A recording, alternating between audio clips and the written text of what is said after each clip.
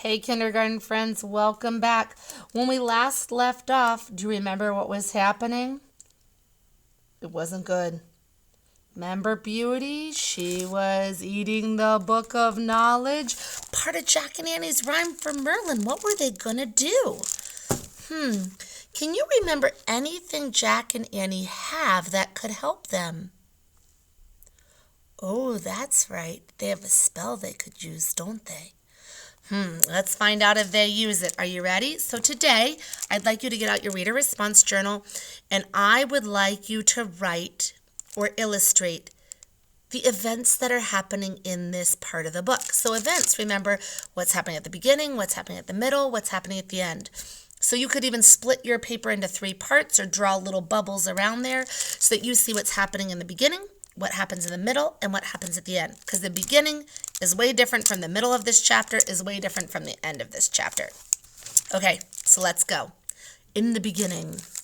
No! Cried Jack. Jack ran to Beauty and yanked hunks of paper from her mouth. Annie dropped to her knees and picked up the torn pieces strewn around the camel's big feet.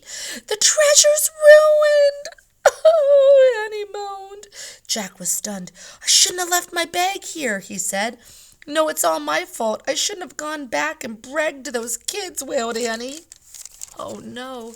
The beginning is not looking good. Make sure you're illustrating the beginning. I should have acted more humble, like Merlin said. Annie sounded like she was about to cry. It's okay, said Jack. But he knew it wasn't. The book was destroyed. They'd failed in their mission. Maybe we can fix it, said Annie. Jack shook his head. No, we can't, he said. It's completely destroyed. It can't be fixed. Annie looked up. What did you say? She said. It can't be fixed, said Jack. A big grin crossed Annie's face. Right. It can't be fixed, she said. Help me gather up all these pieces. Why? Said Jack. Had Annie gone nuts? Just do it quick, said Annie. Jack and Annie rushed around the stable, gathering up all the torn pages. Now pile everything over here on top of the cover and give me the book, said Annie. What book? Said Jack. The rhyme book, said Annie. Oh, right, said Jack. He reached into his shoulder bag and pulled out Teddy and Kathleen's book of magic rhymes. Jack opened up the book and read down the list. Here it is. Mend what cannot be mended, he said. That's the one, said Annie. Jack flipped through the pages until he came to the rhyme. He held up the book so he and Annie could both see. Standing in a shaft of sunlight, Jack read in a loud, clear voice, Heal what is broken beyond repair. Annie read the second line, Avi Breal, Fen Amer. The paper bits fluttered. They began to swirl off the floor. They swirled up and around as if they were caught in a small tornado. The tornado captured all the torn pieces in its funnel and twisted them together. The paper swirled into a blur of blinding light. Jack shielded his eyes. Psst, this is the middle. This is what you're drawing next after the camel chewed it up. Jack shielded his eyes. He heard a loud woof. When he looked up, the bright tornado had vanished. Lying on the floor of the stable in front of Jack and Annie was the ancient book.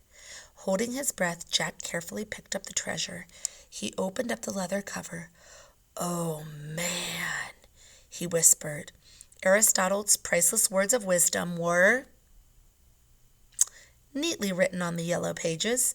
There was no sign of a rip or a tear anywhere. Thank goodness, Annie breathed. Yeah, said Jack. So what do we do now? Said Annie. I don't know, said Jack. What's the next thing Merlin tells us to do? He pulled out Merlin's letter and read, Beneath birds who sing in the room of the tree, greet a friend you once knew and a new friend to be. What's that mean? Said Jack. Suddenly, Jack heard someone behind them. He and Annie turned around. A girl was standing in the doorway of the stable. She wore a long white gown. Her hair and face were hidden by a veil. Hi, said Annie. Who are you? I'm a servant of the palace, the girl whispered. Come. She motioned for them to follow her. Let's go, Annie said to Jack. Where is she taking us? Asked Jack. And why is she whispering? I don't know, said Annie, but I feel like we should follow her. Okay, said Jack. He put the Book of Wisdom and the Book of Magic Rhymes into his bag. He slung the bag over his shoulder and followed Annie and the servant girl out of the stable. The three of them walked through the courtyard and through the palace doors. They walked down a wide, candlelit hallway over a thick woven carpet. At the end of the hallway was a tall carved door. A boy servant stood by the door. He wore baggy trousers and a long shirt. His face was almost completely hidden by his headcloth. He did not speak or look at them. The servant girl stood close to Jack and Annie. In her strange whispery voice she said, "In front of the chair, bow to the floor. Do not look up and do not speak until you are spoken to." "But what?" said Jack. "Go quickly," whispered the girl. The boy servant pulled open the heavy door. The girl servant pushed them into the room. "Wait," said Jack. But the boy servant closed the door behind him, leaving Jack and Annie alone. "Jack, look, we're here," said Annie. "The room of the tree." Jack turned around. A giant tree stood in the center of the room. It had silver leaves that fluttered as if blown by the wind. Mechanical birds sang tweet, tweet, tweet, tweet from the silver branches. Beneath the strange tree was an empty black chair. Jewels sparkled in its shiny wood. "We're in the right place," said Annie. She quoted from Merlin's letter, "Beneath the birds who sing in the room of the tree, greet a friend you once knew and a new friend to be." "Another mystery solved," Annie said. "Not really," said Jack. "Where are the two friends?" "I don't know, but we better bow in front of the chair like the servant girl told us to," said Annie.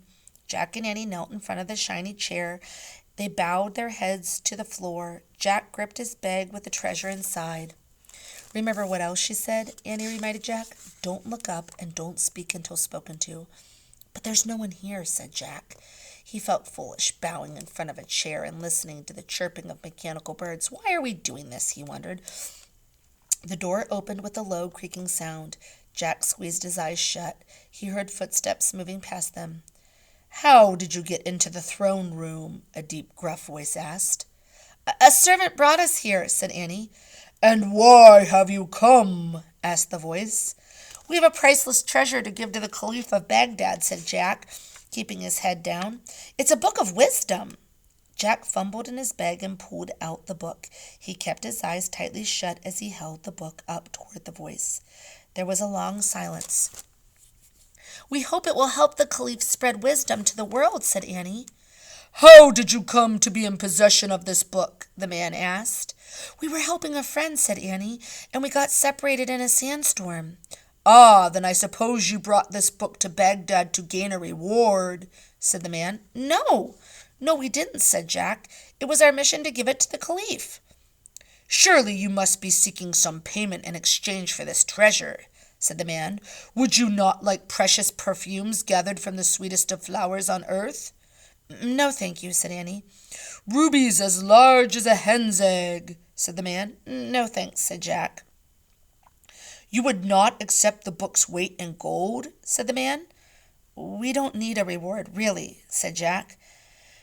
Since he likes books so much, why don't you just tell the Caliph to use his gold and rubies to buy more of them?" said Annie. Again, there was silence. Then the man cleared his throat. When he spoke, his voice was more gentle and familiar sounding. "Look up at me, Jack and Annie," he said. Jack opened his eyes. He slowly lifted his head. First he saw gleaming gold slippers, and then a long white robe with gold trim, and then a familiar face.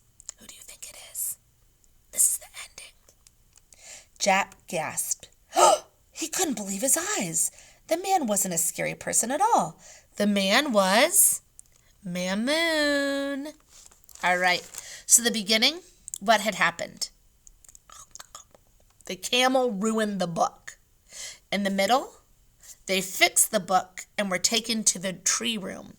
In the end, did they solve the last part of the riddle? They did. The Caliph was Mamoon.